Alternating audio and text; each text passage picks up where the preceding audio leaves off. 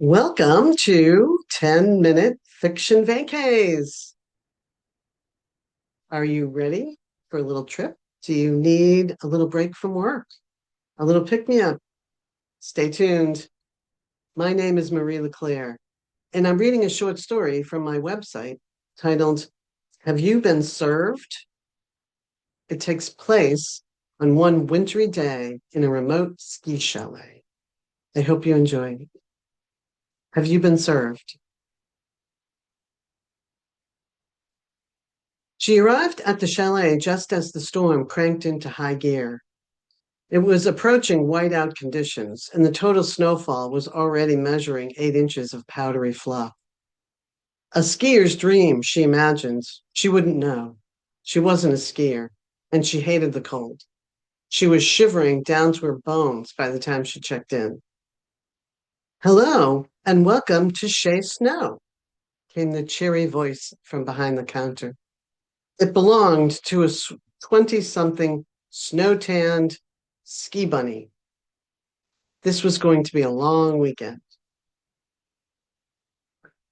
We can bring your skis in for you, girl asked. I don't have any skis, Marissa replied. The young woman looked at her for a moment, not sure how to proceed. Oh, well, just getting away then? Something like that, Marissa replied, trying to avoid an extended conversation. What's the weather forecast? Lots of snow tonight, lots of skiing tomorrow. There's a blizzard party in the lounge later. Be sure to come down and have a hot, snowy chocolate. It's the house signature drink. Marissa's interest perked up. Sounds lovely. When does the party start? Maybe this was the break she needed. 2 hours, just enough time to settle into your room, which is number 24. Top of the stairs, all the way down the hall to the left. Bunny slid a key across the counter while motioning to the wide staircase leading up out of the lobby, then pointing left. Thanks. Marissa took the key, grabbed her overnight bag, and headed up the stairs. Marissa loved her job. Sure, there was the travel, posh hotels, fine food, and great pay. But what she liked most was getting into the dirty lives of the super wealthy. She wasn't proud of it, but she wasn't apologetic either. The way she saw it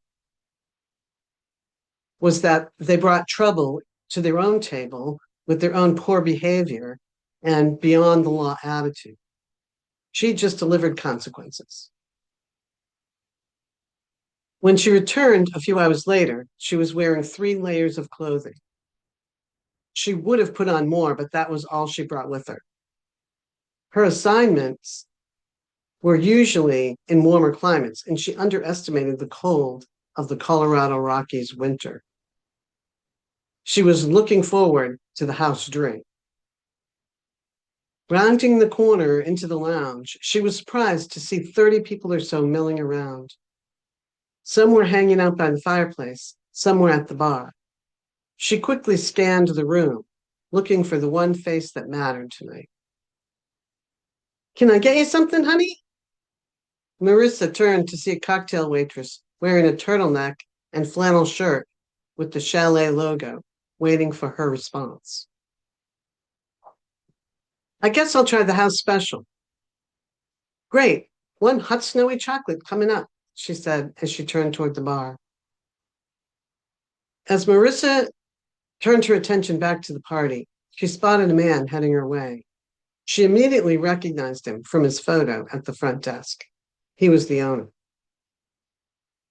Welcome, you must be Marissa.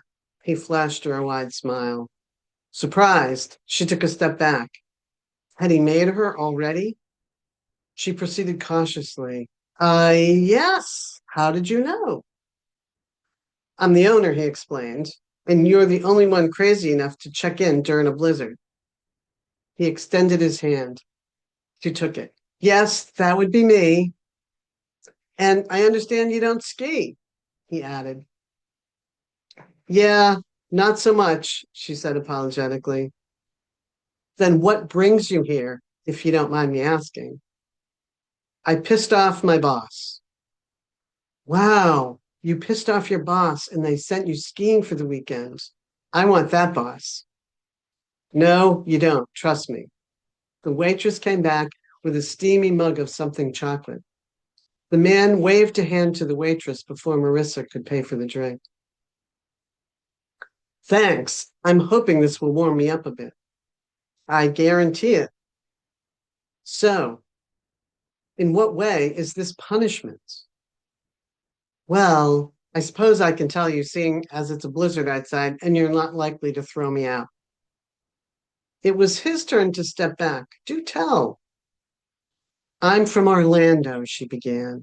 Ah, he nodded. Hence the punishment. Exactly. Not only am I freezing my butt off, but my entire goal is to get a few snapshots of a snot-nosed adolescent celeb who is supposed to be here this weekend. Ah, that would be Jimmy Johnson? Yes, please tell me he's here. You work for one of the Orlando papers then? Yes, and Jimmy is a regular on the bad behavior page. Really, the boy can't make a good decision to save his life. There should be a minimum age requirement for fame and fortune. I know it's hard to believe how much money these kids make and how fast they piss it away, he agreed. So you're not a fan of Jimmy's? No one over 20 is a fan of Jimmy's. And you're just after a couple of pictures? She could see Ray's wheels turning, wondering if this was going to be a problem. Yeah, that's it, really. If I could talk to him for a minute, that would be an added bonus. But I'm sure he's surrounded by fans, she said, her eyes wandering away from Ray to scan the room again. I don't know what I'd have to say to him anyway. She found the star sitting across the room, staring at her. And there he is. Surprisingly, he's sitting alone. What's up with that? He comes here to get away. Everybody knows him here, so we give him his space. He'll get a little more social as the night goes on. After a few more drinks, she said sarcastically. Nope, he doesn't drink while he's here. It's a rule. Really? Whose rule is that? Mine. I don't put up with any bullshit from him. And he listens to you? Again, there was a tone of sarcasm in her voice. Why would he listen to you? I'm his brother. Really? You're Ray Johnson? She asked, feigning surprise. Yes, I am. Great, Melissa smiled as she reached into her purse. Consider yourself served. She forced a subpoena into his hand, smiled again, and headed back upstairs. And that's the end of our story for today. I'm happy you stayed with me, and I hope you're feeling better than when we started. Sometimes all it takes is a little vacay in the middle of the day. If you're wanting another story, you can check out any of the playlists right here on my channel. There are also a lot of stories on my website, marie-leclaire.com. You can find my novels on Amazon too. The links are in the description below. Please like, comment, and subscribe so that you don't miss anything coming up. See you at the next vacay. I wonder where that will be.